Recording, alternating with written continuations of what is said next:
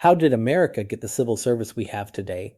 It's actually a story of reform born from assassination. Let me walk you through it. The Constitution gives the president the power to appoint principal officers with Senate confirmation, but it says almost nothing about how the rest of the federal workforce should be selected. So, for most of the 19th century, the United States ran on what's called the patronage or spoils system. Whichever party won the presidency distributed federal jobs, postmasters, customs collectors, land office officials to loyal supporters as rewards.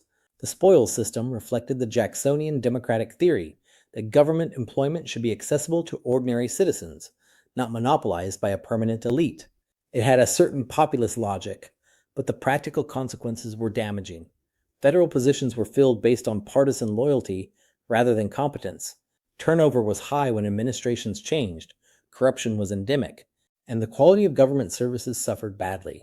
The political catalyst for reform was extraordinary. In 1881, President James Garfield was assassinated by a disappointed office seeker who had been denied a federal appointment.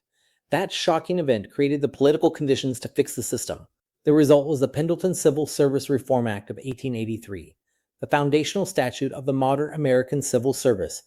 The Pendleton Act established the principle of merit, competitive examination, not partisan affiliation as the basis for federal appointment, created the Civil Service Commission to administer it, and prohibited the dismissal of covered employees for political reasons.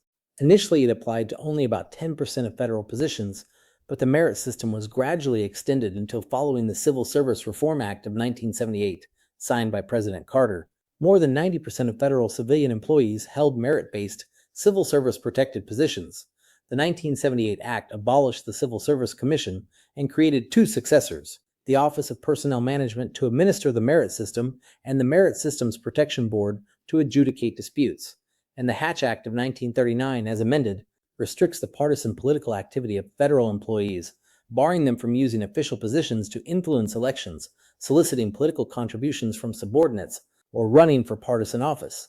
The result is a compromise between two competing principles: democratic accountability, that elected officials should be able to staff government with personnel who will implement their agenda, and neutral competence, that effective government requires professional administrators selected for expertise and protected from partisan removal so they can give candid advice and consistently implement law regardless of which party holds power. Today, the president appoints about 4,000 political appointees, less than 1% of a federal civilian workforce of roughly 3 million. Everyone else is career, protected by merit system rules requiring removal for cause. That balance is exactly what Trump's second term is now contesting.